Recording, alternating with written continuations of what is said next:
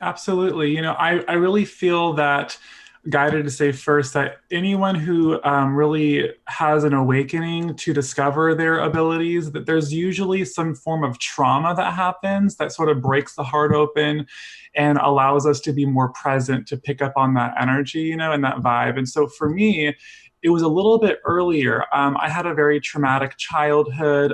My parents both suffered from drug addiction, so I was kind of tossed around as a child.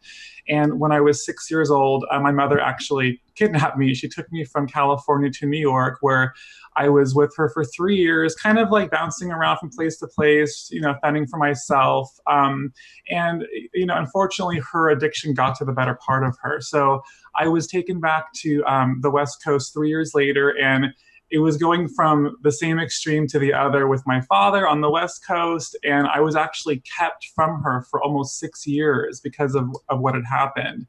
And she got sick within a week. She died of pancreatic cancer that we now know is caused by her addictions. I was able to fly out and see her on her deathbed after almost 6 years before my 15th birthday. And as you can imagine, I was her only child. It was a very traumatic experience for me. I thought I was losing my whole life in that moment. Um, but 2 nights later, I woke up actually to her in the room talking to me, and it was extremely comforting, but it was extremely confusing to me as well, not understanding enough about that realm and having had a Christian background. There's a lot of emotions going on there. So from that point forward, that was my aha moment, my awakening moment. And for 3 years, I kept having these experiences happen that really led me to further understand the other side and understand what I was experiencing. And 3 years later, I found myself in a metaphysical shop where they were teaching a class on mediumship and psychic development. And I didn't know what I was doing there. I kind of went there on a spur. It was very random. But when I was there, I was sat with a random woman, and I was able to connect her with a dear friend that had passed away from a suicide of a prescription drug overdose. And just to kind of give this vision for you guys, it really wasn't what I had experienced seeing on television or in the media, like The Sixth Sense or anything like that. It was a much more subtle experience for me. Like, it was in my mind, it was in my body, and I had to trust these hunches that were coming through to me. And so I held her hand, and within a few Blessings to minutes, God's anointed. I saw I saw blonde hair, and I felt a female presence, and then I saw a J initial, and then a minute later I saw a table with prescription pills overflowing off the table. And at that point, a teacher had walked by, and she heard me, and she said, "How would you interpret what you're seeing?" And I said, overdose. It just came to me. And the woman broke down crying and had explained that her best friend, who was that J name and blonde, had committed suicide of a prescription drug overdose. So for me, that was my first experience Wow. really having that validation in that Yeah. moment. So from there, How old you was know, you during that time? I was 18. 18. I was 18. And so I was nervous, I was excited. There was a gamut of emotions happening within me. So I told some friends, and they told some friends, and so I kept like practicing with random people that I didn't have a connection to.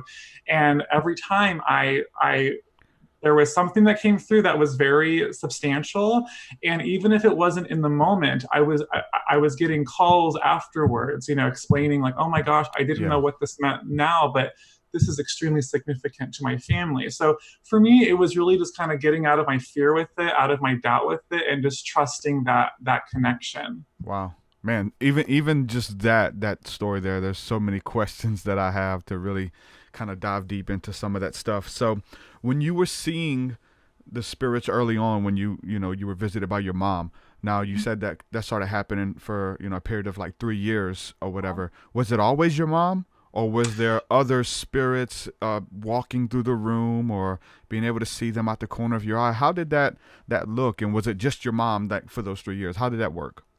And I actually left this part out. When I was a child, 4, 5, 6, I was terrified to go to sleep by myself because at night I would see faces floating around me and the mouths moving, but I didn't hear anything. I just saw all these things. And so my mom told me, oh, it's your imagination. You watch too many scary movies. She was not at all a believer in that until she actually crossed over herself. Yeah. So she was so as a child, when a parent tells you that, your subconscious mind accepts that command. And so for me, it totally like closed me off in that sense until years later when she Yeah. actually herself crossed over. So um after that experience, she did come to me several times over the course of those 3 years in very like, you know, I don't want to use the word ghost like, but just I could feel her very strongly around me. Yeah. Within that time frame as well, a lot of things happened where definitely saw things corner of my eye, almost like